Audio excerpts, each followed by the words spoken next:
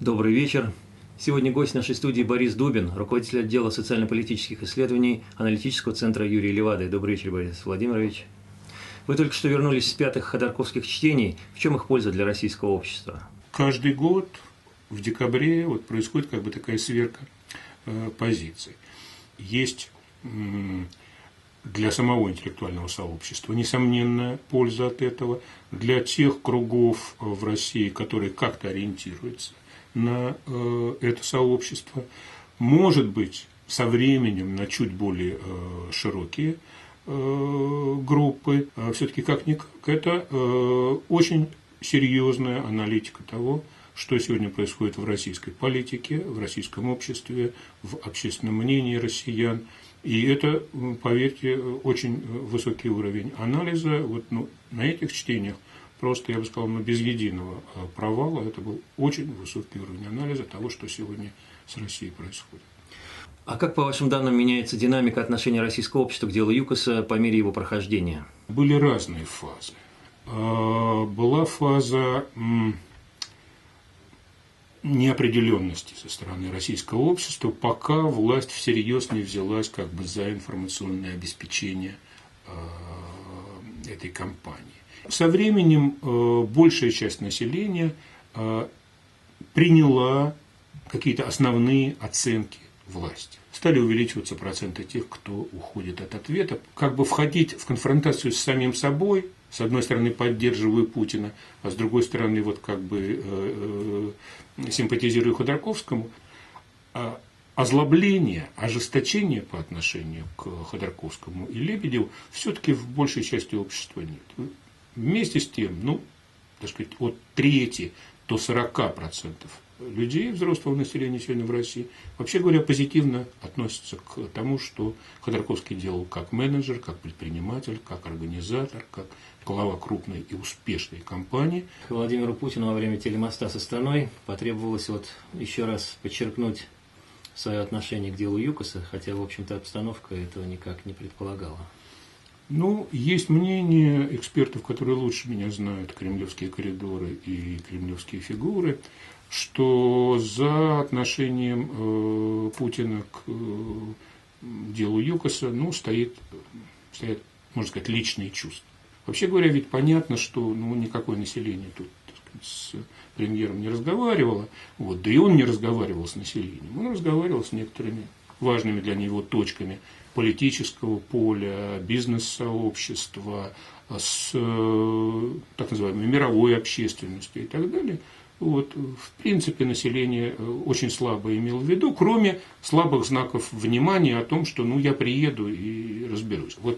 Такие знаки внимания были поданы, но очень важно, что по крупнейшим, казалось бы, событиям последнего времени, в том числе катастрофическим событиям, по которым нужно было бы высказаться, и, что называется, просто по-человечески выразить соболезнования и так далее, президент либо не высказался, либо высказался предельно кратко и сухо. А насколько убедительны были эти аргументы премьера Путина? В определенной мере они рассчитаны на пассивную позицию населения и на настороженное, если не сказать неприязненное отношение большой части российского населения к так называемым олигархам.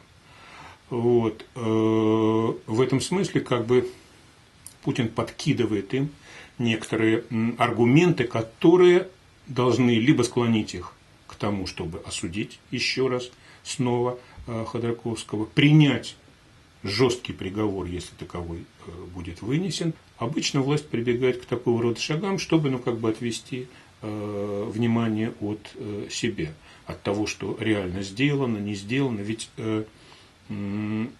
очень большая часть российского населения, большинство его считает, что за годы правления Путина, при том, что фигуры получали действительно очень высокий рейтинг одобрения, что разрыв между богатыми и бедными за годы Путина стал только больше, произвол чиновников стал только больше, воровства нисколько не стало меньше, и несколько месяцев кризиса, точнее сказать, восприятия кризиса российским населением показали, что от этой стабильности может за несколько недель просто ничего не остаться, потому что эта стабильность все-таки виртуальная. а не реальное. Вот. В этом смысле власти есть от чего заслоняться. Власть прибегла к этому довольно пошлому и распространенному орудию вызвать эмоции населения по адресу некоторого персонализированного врага. А можно ли сказать, что дело ЮКОСа играет и уже сыграло даже свою роковую роль в политической истории России, то, что либеральные партии с 2003 года не проходят в состав Государственной Думы? Это симптомы, вообще говоря, одного процесса. Ну, во-первых, включение во власть совершенно определенного человеческого материала, людей совершенно определенного воспитания, связанных между собой корпоративно, имеющих очень серьезные собственные интересы, связанные с собственностью, а не только с властью. И что мы имеем за 2000-е годы? То есть фактическое уничтожение политического поля как такового. Посмотрите, у людей, которые сегодня составляют центр власти, хоть исполнительной, хоть законодательной, вообще говоря, у них нет политических биографий. Это не политики. Это люди, пришедшие из чиновников.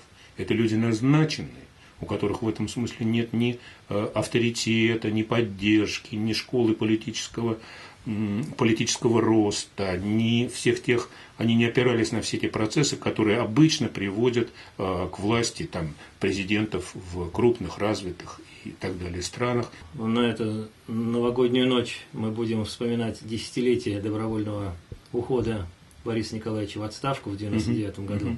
Как, по-вашему, осознало ли российское общество ту цену, которую оно заплатило в тот день, и ту роль, которую сыграла отставка Ельцина в новейшей истории России? Нет, я думаю, что большая часть россиян, вообще говоря, значение Ельцина не осознала. Больше того, его образ, размышления о нем, стремление извлечь опыт из тех лет были, вообще говоря, на протяжении 2 путинских сроков подавлены. 90-е годы, все, что связано с Ельциным, а до него с Горбачевым, но прежде всего связанное с Ельциным, было подвергнуто просто специальной дефамации. Вы вспомнили эпоху Горбачева. Когда-то Михаил Сергеевич осознал невозможность дальнейшего существования института политзаключенных. К сожалению, это пришло осознание с гибелью Анатолия Марченко в застенках ГУЛАГа. Как вы считаете, по каким сценариям может произойти освобождение нынешних политических заключенных, в частности, узников по делу ЮКОСа? Я не думаю, что при этом режиме и персонах первых лиц его воплощающих может произойти освобождение людей, связанных с делом ЮКОСа. В это дело включены, помимо, как мне кажется, очень сильных острых чувств, еще и реальные интересы, и экономические, и властные интересы очень большой части нынешних так называемых элит. Как известно, начинается новый политический цикл в 2011 году, выборы в Государственную Думу. Как вы считаете, в каком виде будет разыграна карта ЮКОСа в этой изменившейся ситуации, учитывая приближение Страсбургского суда по делу Байкал-Финанс-группы и Гаагского арбитражного трибунала?